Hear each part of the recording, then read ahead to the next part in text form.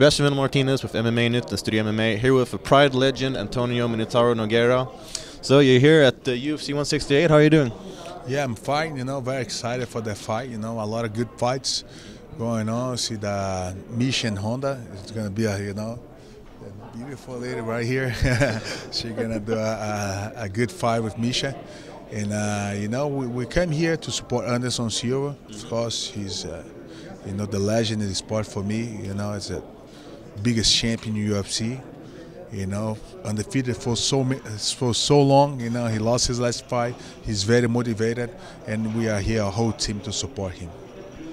Now, you're unfortunately coming off a loss in your last fight, but they say that you can learn a lot from when you lose. Do you feel like you learned something from that fight? Strategy-wise,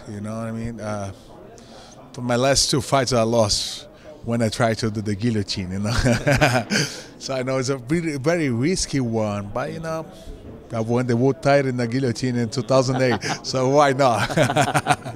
But we know that the guy was come to do the single leg, and I was going to do the guillotine, and he's have a really good guillotine defense. My game plan was keep the fight standing up. I think I was more experienced than him. But fight's fight. I did what I want to, and I never say I wasn't supposed to do that. I always trying, But from the fight, I had a really bad injury though. I'm rehab right now. I might be ready to fight again in May. That's a new page in my life. And is there any opponent that you would be interested in fighting in May? They was talking about might be Roy Nelson. The people, the media, the Dana White and the UFC, they didn't confirm, who's going to be the opponent, Would you be interested in fighting Roy Nelson? Of course, it's a good opponent to fight against, and tough one, tough guy, I like his style. Now, you're such a big legend in Pride as well. You fought so many wars over there. Is there any one fight that you sort of look back on and think like, yeah, that was the greatest fight for me in Pride? In Pride, of course, Bob Sapp was a good match for me. Exciting match. Exciting match. Against Mikko Krokop was a good one. I have a lot of good fights over there. Every single fight was a part of my history in the MMA. There's a bit of a difference between Pride and UFC. For you as a fighter, what do you think is the biggest difference? Is it the rules, or is it ring and cage? Or? Rule, the ring, the way you put in your opponent in the corner, and in Pride I think it was better to even work the ground game. Now one in the cage is hard to hold them down because people know how to climb out in the cage. It's really hard on it. When you put a Vaseline in the face, it gets sweating. The Vaseline goes everywhere. So it's for the grapplers. It's kind of a little bit harder. It's good for wrestlers, but for jiu-jitsu, holding to hold is a little bit harder. But I like the Pride rules. I like the UFC. It's very exciting. It's more entertaining, the show. Like TV-wise, it's good too. They make a really good show. Pride, they make a show for people who goes there in the stadium and watch. It was very entertainment too, a lot of lights. The Japanese, they're very traditional. So I think that, they used to understand more about, what you're going to do, the ground game. Here in the United States, more show. But a lot of good athletes coming up. Athlete-wise, It's good to watch how the sport, became, a lot of like a body and physical game.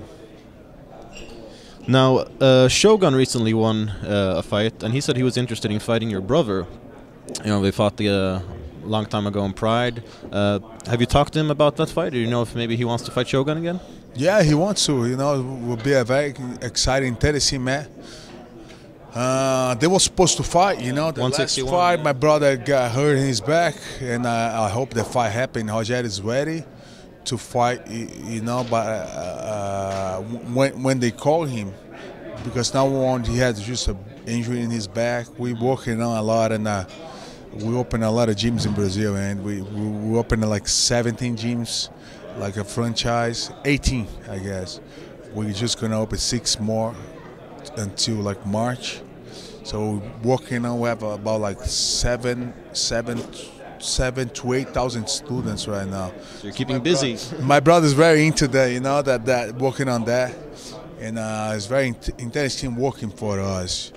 You know, we're trying to keep the MMA alive in Brazil. You know, a lot of new guys coming up from another countries. You know, and we gotta keep the generation we have, like me, Anderson, all those guys. We gotta keep an on. You know what I mean? That, you know, so we put we're gonna put up 50 gyms in Brazil until the end of 2015. That's our goal, and we're working on. We sold 45 franchise already. So we're working on that, man. It's a lot of work, man. I can imagine. Now, since you have so many gyms and young guys coming up, is there any like young Brazilian fighters from your gyms that you think might be in the UFC someday? Yeah, a lot of new guys. Do you have like any names, like someone you should check out that we should check out when we get back?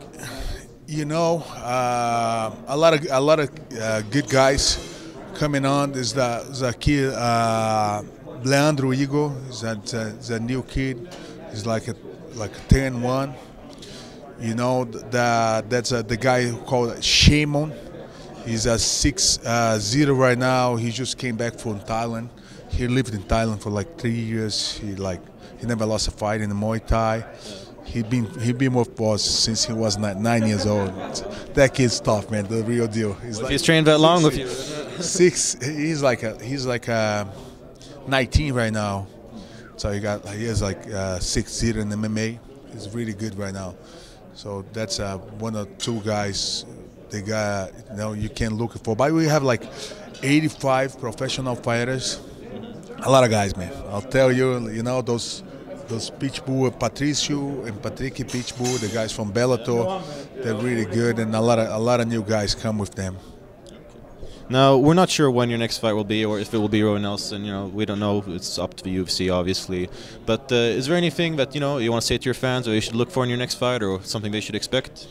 Yeah, I mean, thanks for all my fans to motivate us, and support me and my team. Thank you guys from Sweden, and I've been there in Malmo. It's a very interesting country.